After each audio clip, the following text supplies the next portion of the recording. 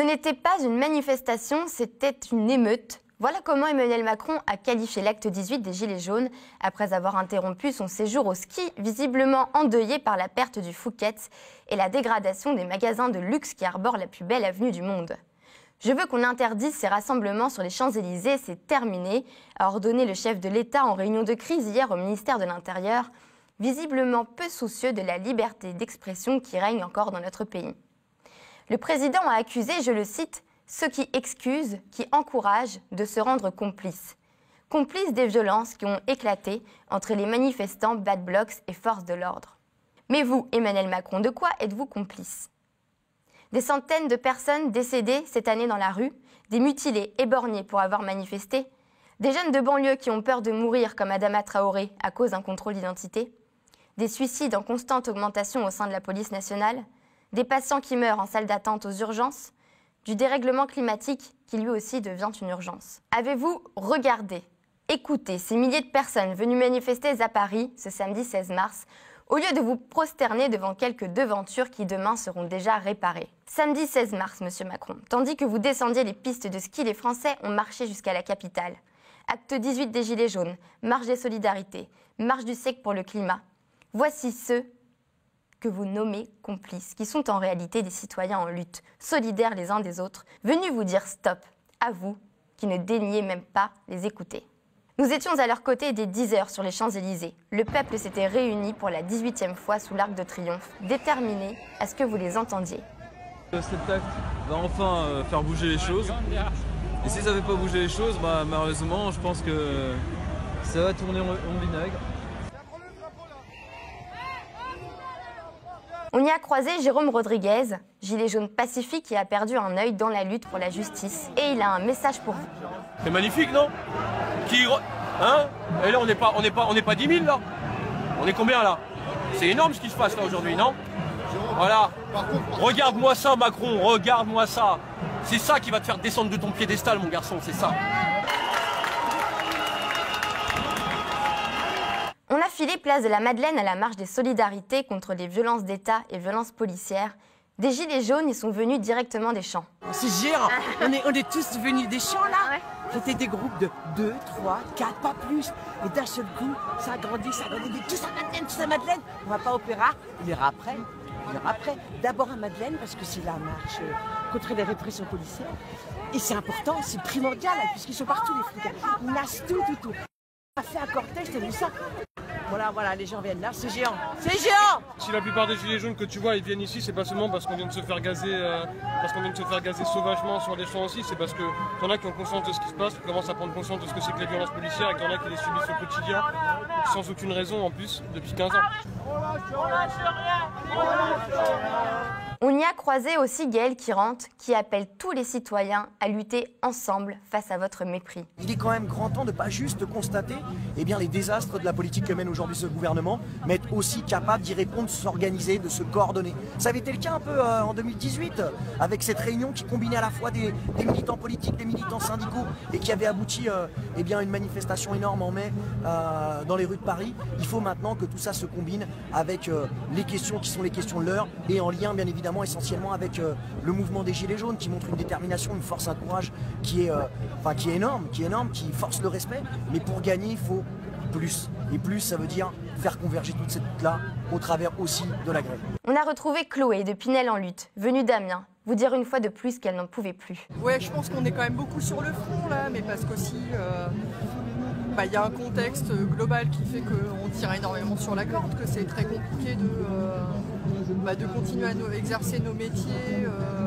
en essayant de conserver un minimum d'éthique. Donc je pense que beaucoup d'infirmiers sont concernés quand même par ce qui se passe, alors pour eux professionnellement.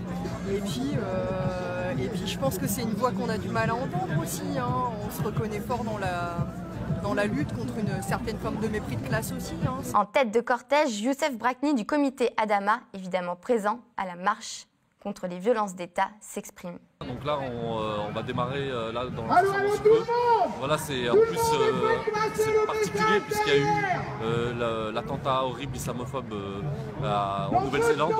Donc voilà, c'est encore avec plus de détermination justement qu'on va manifester aujourd'hui contre le racisme. Parce qu'aujourd'hui, la France inspire les terroristes racistes dans le monde. Donc voilà, c'est important de le faire ici à Paris. Malheureusement, Paris est devenu la capitale de l'islamophobie mondiale. Et donc voilà, on va marcher aussi pour toutes les familles de victimes, pour toutes les victimes de la police et de la gendarmerie. Et donc on sera déterminés aujourd'hui. La riposte populaire a mis quelques temps à démarrer.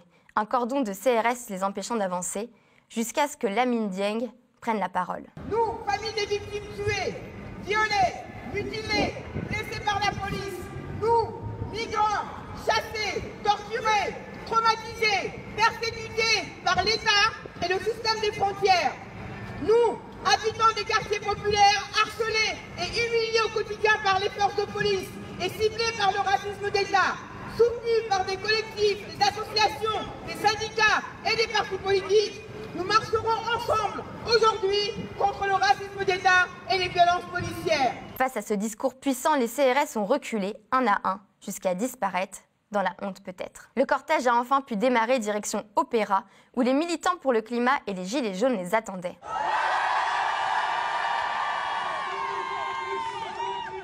Le point de jonction de la grande marche du siècle qui se passe ici, qui a lieu ici.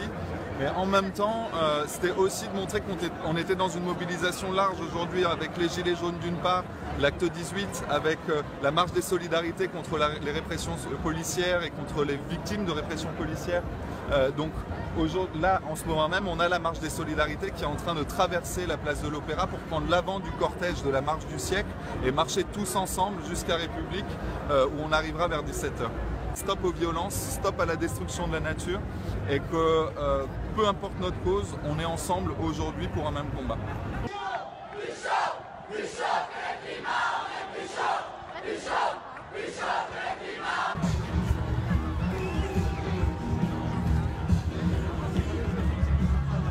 Sur la place de la République, comme tous les samedis, le Conseil national de la résistance des Gilets jaunes est encore là. Dans l'histoire, dans notre histoire commune, le Conseil de la Résistance a été un moment où un certain nombre de citoyens ont pu réunir l'ensemble des tendances politiques, partis confondus, etc., qu'ils soient ici ou là, pour se battre contre un ennemi commun qui était à l'époque le nazisme, etc. C'est un message qui est envoyé pour dire, écoutez, qu'on soit d'un côté ou de l'autre, etc., on doit tous être en résistance face à cette misère sociale.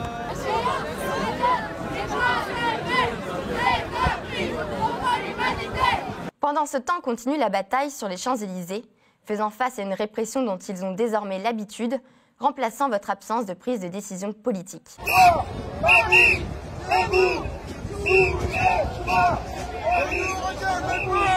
François Boulot, le gilet jaune devenu médiatique, fait le bilan de cette journée du 16 mars. Je crois qu'il est très satisfaisant parce que nous avons été des centaines de milliers à se mobiliser aujourd'hui sur l'ensemble du territoire français et en particulier à Paris. Il était grand temps d'opérer la convergence effectivement parce que depuis 4 mois de mobilisation, malgré le fait que le mouvement des Gilets jaunes est soutenu par une très large majorité des Français, le gouvernement n'a apporté aucune réponse si ce n'est la répression policière. Voici Emmanuel Macron. Ceux que vous n'avez sans doute pas vus du haut de votre télésiège, voici ceux que vous n'écoutez pas, ceux qui ne sont jamais allés au ski ni au Fouquet's, qui veulent simplement que vous les écoutiez, Monsieur Macron, que vous les entendiez. Voici la foule haineuse, comme vous le dites, qui désormais risque sa vie pour un peu plus de dignité. Qu'allez-vous faire, messieurs Emmanuel Macron, Édouard Philippe, Christophe Castaner? Interdire au peuple de manifester? Ficher ceux qui osent vous contredire? Continuer à frapper, à mutiler, à éborgner vos concitoyens? Vous avez raison, Monsieur Macron, ce n'était pas une manifestation, c'était un soulèvement.